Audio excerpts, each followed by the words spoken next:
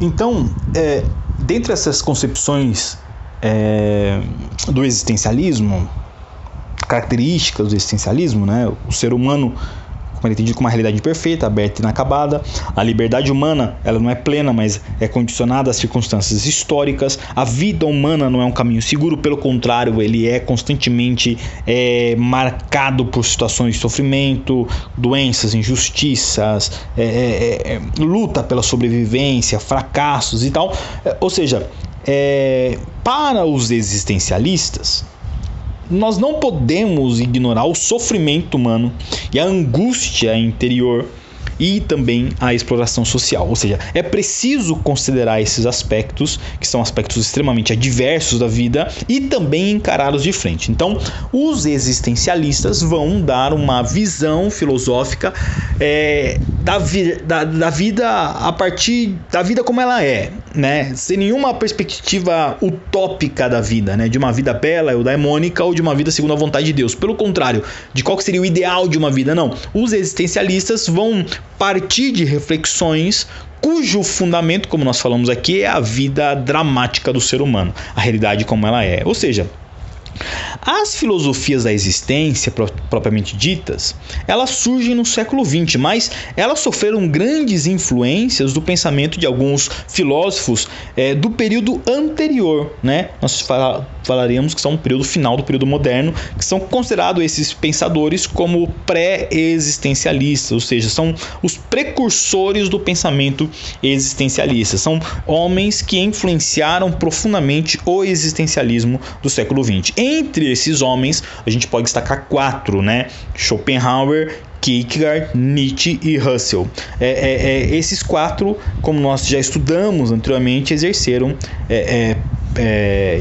profundamente, através de sua produção filosófica, uma influência gigantesca no século XX.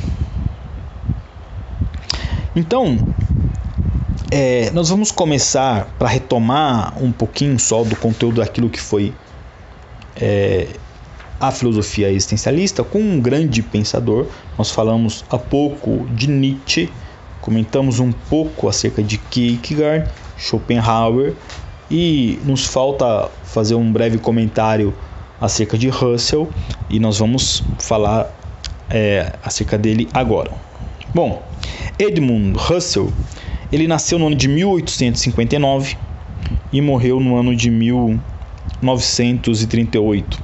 Ele nasceu numa cidadezinha pequena, situada próximo na Morávia, né? Região que pertencia antigamente ao Império, na época de Russell, ao Império Austro-Húngaro, né? Hoje seria o que nós chamamos de República Tcheca, né? Ele era matemático, né? Mas ele foi profundamente influenciado pela filosofia a partir de professores que ele teve, como um filósofo alemão chamado Franz Brentano, né?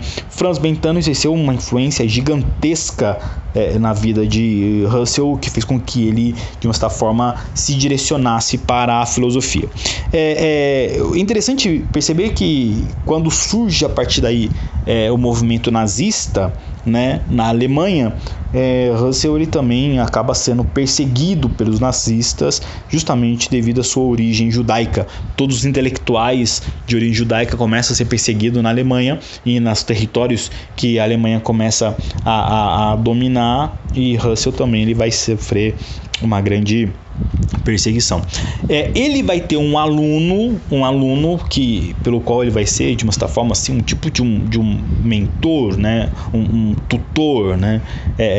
Que é um pensador que nós vamos estudar na sequência, que é Heidegger, né? Então Russell ele foi o professor de Heidegger, ele foi o mentor de Heidegger, ele foi um dos homens que mais influenciaram a filosofia de Heidegger.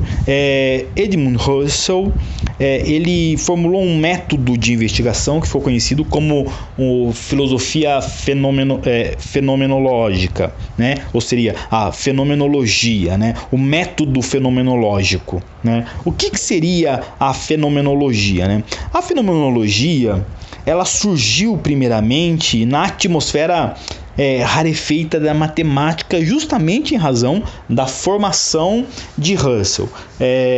Depois ele acabou se desenvolvendo também na psicologia e também na filosofia, acabou se desembocando nas preocupações humanistas dos filósofos existencialistas contemporâneos, vamos dizer assim, né? Seria, por definição, a ciência dos fenômenos, né? Então, o método fenomenológico seria a análise, né? A ciência dos fenômenos humanos que acontecem com a vida humana, né? Como todo bom existencialista, ele vai estudar justamente a questão de quais são os fenômenos que acometem a vida humana e que promovem um drama na vida humana. O que são fenômenos? Essa é a pergunta. Já que o método é fenomenológico e a ciência dos fenômenos, acerca do que nós estamos falando? O que são fenômenos? A palavra fenômeno, ela vem do grego phainomênon, que significa coisa que aparece. Então, o método fenomenológico consiste basicamente na observação e descrição rigorosa do fenômeno, isto é, daquilo que aparece ou se oferece aos sentidos ou à consciência. Então, um cientista fenomenológico seria aquele que, para observar a existência humana, ou seja, ele vai olhar a vida humana e ele vai então analisar, ele vai estudar aquilo que aparece na vida humana, no drama humano, né? Como essas características que nós vimos na introdução: sofrimento, dor, injustiça, doença, e na verdade é como o ser humano lida com isso, né? O que compõe a vida do ser humano, né? A vida humana, ela é composta do que? Ela é caracterizada pelo que? Quais são os fenômenos?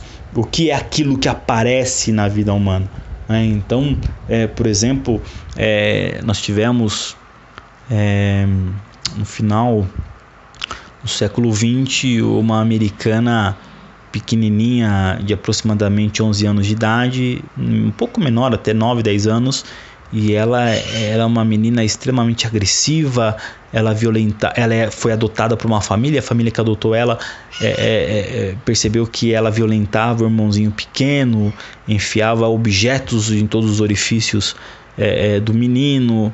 Ela tentou matar a mãe, ela era extremamente agressiva, né? Ela não tinha, parecia que ela não tinha nenhum senso de misericórdia, de humanidade, não era marcado por nada, pelo contrário, ela era extremamente violenta, né, agressiva com a existência. Então, o que faz um cientista fenomenológico? Ele vai parar e vai olhar aquilo que aparece na vida dessa menina, né? O que apareceu na vida dessa menina? Como que foi a vida dela, né? Quais foram os fenômenos pelos quais ela foi submetida, né? Qual é a questão das circunstâncias históricas que caracterizam a infância dela, que marcou tão traumaticamente a infância dela, que fez com que ela fosse uma pré-adolescente extremamente agressiva, né? Aí chegaram à conclusão, a partir de estudos, de análise, de investigações, de que ela era uma menina que foi profundamente abusada pelo próprio pai, né? Ela era estuprada periodicamente pelo pai. Então isso marcou a vida dela, como se e aquela agressividade toda da vida dela fazia com que ela respondesse também com agressividade. Ou seja, aquela agressividade que ela sofreu era justamente o que marcava a atitude dela. Ou seja, ela é agressiva porque ela foi agredida. Essa foi a conclusão. Ou seja, depois de uma análise, de uma observação dos fenômenos que caracterizavam a vida dessa menina, chegaram a uma conclusão, trataram ela. Hoje ela é uma adulta que faz o acompanhamento psiquiátrico, se internou durante muito tempo, mas graças a Deus ela se recuperou e hoje auxilia outras mulheres que sofrem com distúrbios semelhantes, né? Ou seja, se a palavra fenômeno, então, eu estudo aquilo da coisa que aparece, aquilo que aparece, é a observação e descrição rigorosa do fenômeno, ou seja, daquilo que aparece ou se oferece o sentido da consciência. É dessa maneira o cientista, né, a ciência dos fenômenos busca analisar como se forma para nós o campo da nossa experiência, né? Sem que o sujeito ofereça resistência ao fenômeno estudado e nem se desvie dele, né? Essa é a característica principal.